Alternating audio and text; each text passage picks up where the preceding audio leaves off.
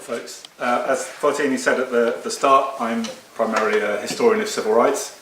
I guess more accurately, I'm a historian of the ideologies and strategies of white supremacy, because my sense has always been that it's important to know what civil rights and social justice groups are up against before you can really identify the genius of those movements and how they work. My research has traditionally been bound by borders. I focus on the US civil rights movement and opposition to the US civil rights movement in particular, and I want to come back in a while to comment on why I think that's both simultaneously peculiar but also intensely ordinary, and why that has an impact on what I really want to talk about tonight. I stand here tonight in a slightly different guise, not as a civil rights historian, but one of the organisers of a festival of social justice, which we plan to hold citywide in Leicester in autumn 2019. Now, at the centre of that festival is an exhibition called Journey to Justice, and Journey to Justice is an educational charity focusing around social justice, and Journey to Justice will run at the Attenborough Arts Centre from the 11th to the 27th of October. I feel like I'm a celebrity plugging a book. 11th to 27th of October, did everyone get that? 2019 in Attenborough Arts. And that formed the basis of what we were trying to do. But as any of you who've ever tried to organise anything with Ambrose before will know, that is not and cannot be allowed to become the limit of our ambitions. So rather than just having Journey to Justice, we're going to have a citywide festival of social justice. We'll be running workshops, exhibitions, schools events, community history events, guided walks, music, sculpture, fine art events, all across the cities, from in venues including this university, the DMU campus, Highfield Centre, Trek. As of yesterday, we signed up Curve Theatre to put workshops on as well. We hope New York, New Walk, not New York, that would be just too borderless. New Walk Museum, and anywhere else that will have us. So if any of you have any ties to those places, if we can invite some of you back up again, it would be fantastic to have you join in. And if you have any ideas, then email me, email Ambrose, or just wait till the next protest event you go to and collar Ambrose at that, because he's sure to be there driving it along. So the binding force of that ties all those otherwise disparate things together is human rights, civil rights and social justice.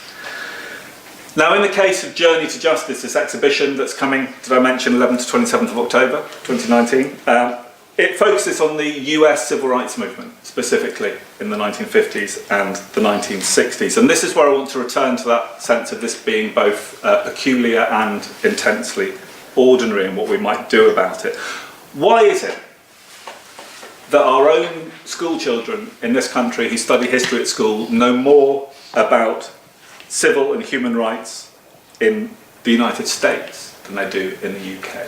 Why is it that the school curricula look at Martin Luther King Jr. I know why, it's an intensely fabulous part of history to study, but why are they not taught about social justice movements and civil rights movements in the UK?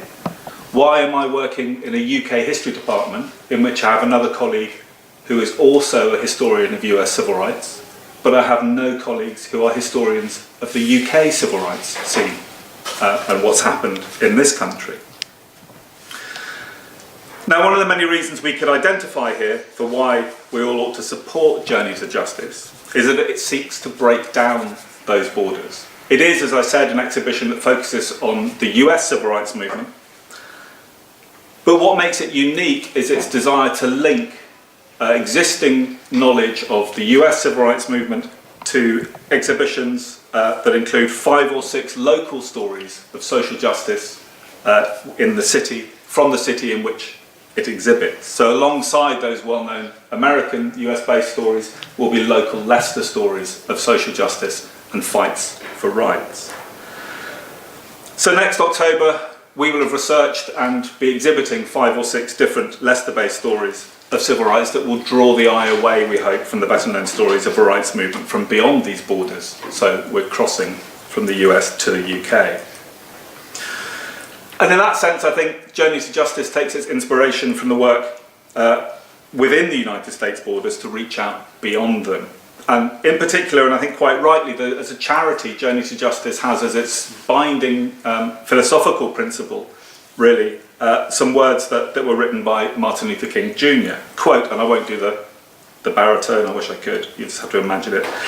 "We are caught in an inescapable network of mutuality, tied in a single garment of destiny. Whatever affects one directly affects all indirectly." And that statement that drives the Journey to Justice mission comes from, some of you may know, the King's letter from Birmingham jail, which he wrote in 16th of April 1963. And while that quote that Journey to Justice use is, I think, revealing, it doesn't tell the whole story, because if you know the letter from Birmingham jail, Martin Luther King also goes on to say, quote, "I am cognizant of the interrelatedness of all communities and states. Injustice anywhere is a threat to justice everywhere." So that's very much the view that we'll be taking when it comes to continue to build towards our Festival of Social Justice. But I think there's a surprising amount more that we can take from that letter from Birmingham jail. King, for example, noted that as part of his desire to see social justice come to that one Alabama city, he and other organisers had, quote, "begun a series of workshops on non-violence." And it's precisely those kind of workshops that we'll be hosting as we seek to broaden out Journey to Justice into our wider Festival of Justice. So if any of you here have any workshopping skills, Ambrose and I would be delighted to hear from you. Can you lead a workshop, for example, on how to protest non-violently without getting arrested?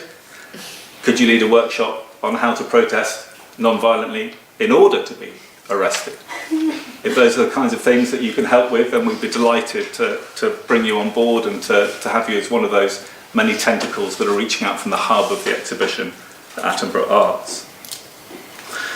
But just to finish, without going into too much historical detail, it's also worth noting that while King did not initiate the famous Birmingham civil rights demonstrations in 1963, he was invited in by community action groups who'd already been creating and running their local indigenous movements for many months before King and other national leaders appeared in the city. And it's one of the great myths of the way in which US history is taught in the UK, to think that King himself was leading all these movements himself. There were local indigenous movements in all the different cities he went to. So if there is a figurative border between the national and the local, the famous, the unheralded, then those two are borders which we will seek to diminish and erase next autumn as part of our festival. And much as those local indigenous protest groups hope to do in strategically inviting King into their existing struggles, so we very much hope to use the arrival of the Journey to Justice exhibition to shine that light on local Leicester-centric struggles for social justice and to tell our own stories. And then finally, on that note, in creating a citywide festival for social justice around that Journey to Justice exhibition, we're also seeking to lessen the impact that a different kind of border, local community borders, have on our daily life here in Leicester. We hope to create walks of justice that commemorate those acts of social justice from across our city, making the most of the diversity of it and its connected communities, to encourage all of those involved to reach parts of our city that they might not so far have reached, to visit sites in the city that they may not previously have seen, and to share stories of social justice in the city that they may not have previously heard. So I'd like to end, if I may, on a personal note. As some of you may know, despite being imprisoned by southern white segregationists and open racists who are emblematic of US white supremacy, King's letter from Birmingham jail was actually most scathing, not about fervent segregationists and white supremacists, but about white moderates. And I'm well aware that I stand here as a reflection of white middle-class privilege and a member of a university faculty, and I do so fully aware of King's words in those letters that were, quote, "I must make honest confessions to you. I must confess that over the past few years I have been gravely disappointed with the white moderate.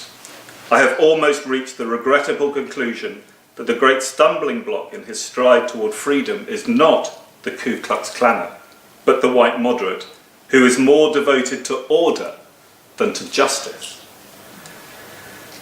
So as we continue to plan our October Journey to Justice and our Autumn Festival of Social Justice, let's try and keep those particular words in mind. Let's be devoted to justice, whether it means shaking up the current order or not. And let's work across borders, physically or imagined borders, as we continue to do so.